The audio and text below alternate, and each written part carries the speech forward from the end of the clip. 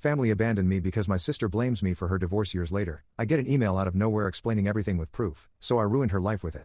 Almost 7 years ago, my family cut me out of their lives and kicked me out of the house.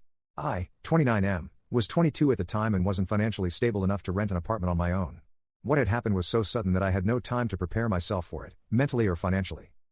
The reason behind all of this was my sister. My sister, Hannah, 37F, and I have never been close because of the significant age gap between us. She got married to her boyfriend, Pete, 39M, of 3 years when she was 27, and they were married for 3 years. They got divorced 3 years into their marriage because Hannah had accused Pete of having an affair with one of my friends. I had been living with my parents after college since I had just started working and wanted to save some money before moving out. My parents were okay with that arrangement, but that was only until my sister announced her divorce.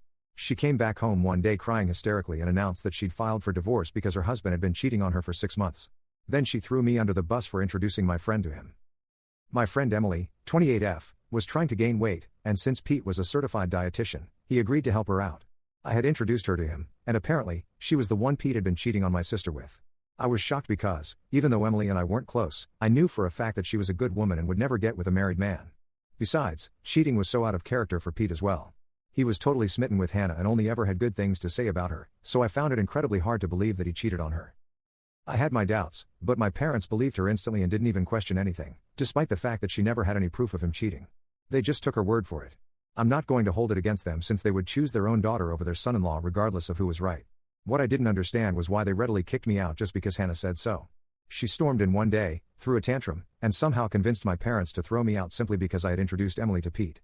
She accused me of ruining her marriage, and my parents agreed with her for some reason. I was devastated and tried to stop my parents, but they weren't ready to listen to me. They told me that if I didn't leave, they'd forcefully kick me out. In just one day, I'd lost my family and my home, and I had absolutely no idea where to go. I was literally sobbing on the sidewalk with all my stuff for an hour or so before I pulled myself together and went to a friend's house for the night. I tried contacting them every day for the next few days, but I didn't have any luck. My friend was kind enough to let me live at his place until I found an apartment for myself. Unfortunately, my parents had pretty much made up their minds that I was in the wrong here and responsible for the divorce. My mom and dad had actually told me they were disgusted by what I'd done before kicking me out, which didn't make sense because it wasn't as if I had been the one Pete cheated with. They blocked my number, so I couldn't get through to them at all. When I tried to visit, my mom threatened to call the cops if I didn't leave. After that, I finally realized they were serious and actually did blame me for whatever had happened. I shouldn't have been surprised, since my sister had always been the favorite child. My parents had never really planned for a second child, so I ended up sidelined. While I didn't care much growing up, I didn't know it would lead to something so huge. I even tried to figure out things for myself for the next couple of weeks, since Hannah and my parents had practically cut me off altogether. I had no way to get to them. I couldn't speak to Pete either because he blocked me, which didn't make sense. I couldn't find him either because both Hannah and Pete had vacated their house and left to live with their respective parents. I had no way to reach anyone involved, which is why I approached my last resort to get to the truth, Emily. As I said, Emily and I weren't close, but I had to do what I had to do. I asked to meet her one day and explain the situation. I asked if what Hannah said about the affair was true, and she denied it vehemently. I believed her. Emily told me she had only met Pete a few times and only in a professional capacity. There was absolutely nothing going on between them. She had no idea why Hannah would say something so awful about her. She even told me she'd had a steady boyfriend for a couple of years and was planning to get hitched in a few months. She even showed me pictures. What she told me was way more convincing than whatever Hannah had said. I had no proof, but I knew somehow that Hannah had been lying about the real reason for the divorce. Since I had no proof, I couldn't go back to my family. Back then, I was desperate to go back to living with my family since I missed them despite what they'd done to me. Over time, I got over it and moved on with my life. I found a place and made my job the purpose of my life to distract myself and pay the bills. It was better than sitting around depressed. Years passed, and now I'm doing much better in life. I've moved from my tiny apartment to a much bigger one and even got engaged to my girlfriend of 2 years about a week ago. Our engagement post was a game changer for me because, just a few days after that post, I received an email out of nowhere that explained the entire story of Hannah's divorce and gave me all the answers I needed, along with proof. My fiancée, Liza, 30F, usually only posted us on Instagram, but the picture from our engagement made it to her Facebook feed as well, where she had a wider audience. It was a public post, and a lot of people saw it, including my ex-brother-in-law, Pete. He happened to be someone my fiancée had met at a seminar a few years back, since she was a doctor, and she'd added him on Facebook, which is how he found me. It really is a small world, and for the first time, I was glad about it. He reached out to me a few days after we posted, but instead of texting me on social media, he decided to send me an anonymous email. He explained later on that he did this just so that he wouldn't feel weird about what he was doing, since it had been several years since his divorce, and he didn't want to seem like a sore loser who hadn't moved on. Besides, he had been the one to block me in the first place, so he felt weird and self-conscious about getting back in touch after so many years. As for the email itself, it had the full story and proof of what had happened 7 years ago, and I couldn't believe my eyes when I went through it. Apparently, my sister had been the one cheating on Pete, not the other way around, like she had been telling us all along. Not only was that a huge lie, but even more interesting was the fact that she had been cheating on Pete with a friend of mine, just like she had accused him. My friend Frank, 28M, was a cashier at the grocery store near Hannah's house back then, and I never would have made the connection myself since I'd literally never seen them together. I guess they had kept it well under wraps, but not enough for Pete not to find out. When Hannah was confronted, she told Pete it was all my fault because I had introduced her to Frank and told her how he needed her help, since he was an aspiring singer and she was a good singer herself. She agreed to help him, and bam, they'd fallen in love before they knew it. She even said I was in on it and had helped them keep things under wraps for so long. Obviously, this was all a complete lie, and I hadn't even known that Frank and Hannah had something going on. Pete was outraged when he found out and blocked my entire family, which he admits now was stupid on his part. He was so angry that he hadn't given his actions much thought. Of course, he told me all of this in person, since the email itself was meant to be impersonal, as he didn't want it traced back to him, but I figured it out. The proof he attached included a bunch of screenshots of emails between my sister and Frank, where they discussed how easy it was to fool Pete.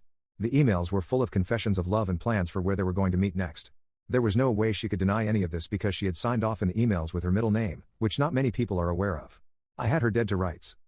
I figured it must have been Pete who sent me the email after I combed through Liza's Facebook friends. My gut told me it had something to do with social media, and when I found Pete in her list, I got in touch with him. We decided to meet a few days ago, and he told me he found out what Hannah had told our family from Emily, whom he had met a couple of years back. I had told her to keep my side of the story a secret, and I kicked myself for it when I realized that if I hadn't, she probably would have told Pete and I could have proven my innocence ages ago. Anyway, Emily and Pete ran into each other a couple of years ago, and she asked him about the divorce. They got to talking, and finally, he learned what Hannah had told us. Pete confessed he wanted to talk to me about it but didn't because he felt weird.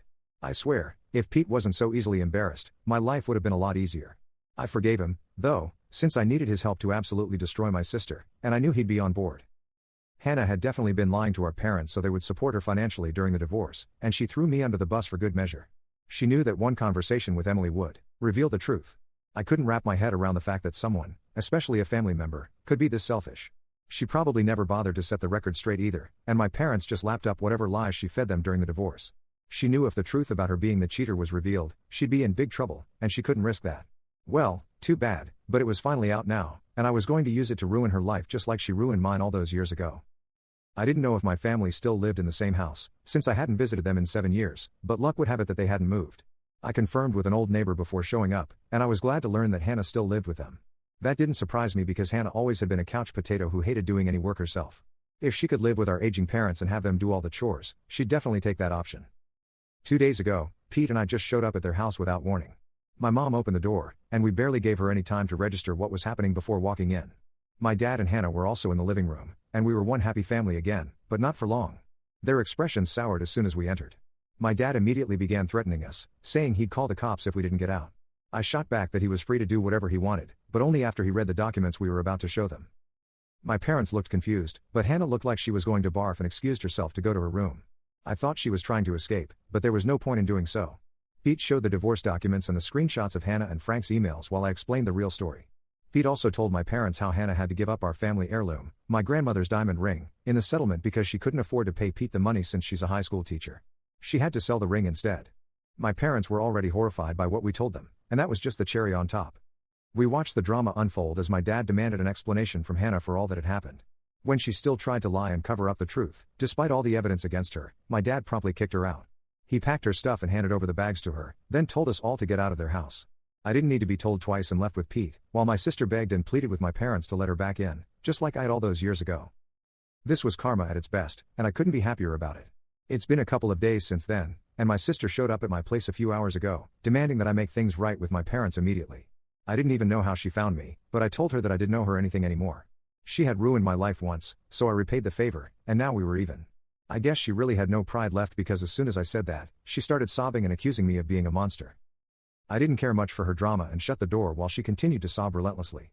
I put my headphones on and listened to music while Liza, my fiancée, worked in her study so neither of us would be disturbed. After a while, Hannah finally left us alone, but she left a message with a marker on my door to remind me that I was nothing but a revengeful monster. I don't see anything wrong with what I did, very frankly, and I don't feel sorry in the least. But Hannah seems pretty convinced that I'm the villain here somehow.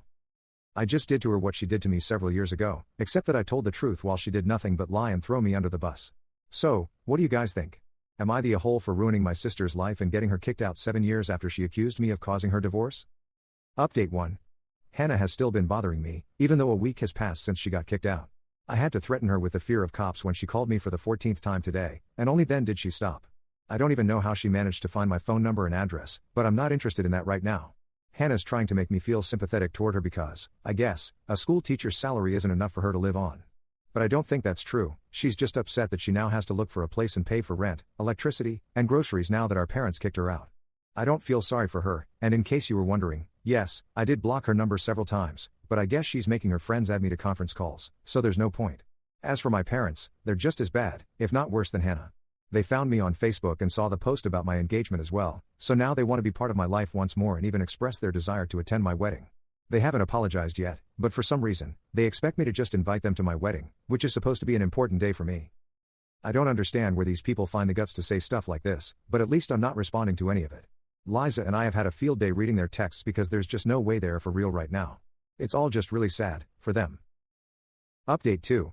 Hannah showed up at my house yet again after I threatened to report her for harassment yesterday. I was about to leave for work, but she stopped me by throwing herself across the hood of my car and refused to budge until I spoke to her. It was exasperating, and I ended up actually calling the police this time. They took her away while she screamed, cried, and tried her best to show me as the bad guy here, but unfortunately, no one was buying her sad act.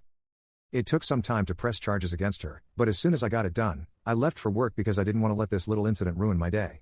I was sure my parents would bail her out since she was their favorite, and I turned out to be right. My parents bailed her out and then sent me a lengthy text about how I was being way too harsh on them for an honest mistake they'd made almost a decade ago. It was hilarious because nothing about what my sister and parents had put me through was either honest or a mistake. They knew what they were doing and were definitely aware of how cruel they were. That didn't stop them from throwing me out onto the street, knowing I had nowhere else to go. So now that I can do the same to them, I don't see a reason to be forgiving or kind. I texted my parents back, saying they'd lost the right to tell me what to do years ago, so they better stop deluding themselves. I haven't blocked them yet because I haven't had time to check my messages, but I will soon. Hopefully then I'll be rid of this entire family for good. Update 3. I just got back home from work and checked my socials, only to see that my parents had yet again sent me another long message. Liza and I went through it together, and I swear it was the funniest thing I've ever read. I guess they don't even know that I'm not hurt by anything they say or do anymore. I'm just laughing at how delusional and pathetic they are. Apparently, they still believe we're family and told me they've taken Hannah back in. They've decided that both of their kids deserve a second chance, as if I'd ever been in the wrong at all. So while they've taken my sister back in, they also expect me and Liza to come to their house for dinner so we can sort out our differences in a civilized manner before the wedding. Bold of them to assume I'd even want them at my wedding in the first place. We had a good laugh at their stupid message, and after that, I texted back, saying I wasn't interested in the slightest in anything they invited us to. I was just fine living away from them, like I had for the past 7 years. They had shown me that I was better off without them, and I was forever going to be thankful for that. I didn't need them anymore, and I most certainly didn't want their so-called forgiveness. So, with that last text, I blocked them once and for all. I didn't even want the laughs anymore. I was done and out. I'm sure they'll try to get back in touch one way or another, but too bad for them. I'm not having it anymore. Liza is the only family I need now, and I'm happy with just her. My parents and my sister have never been able to look beyond themselves, and I highly doubt they ever will. The next time they try to get in touch with me, they'll be speaking to my lawyer. And that's a promise.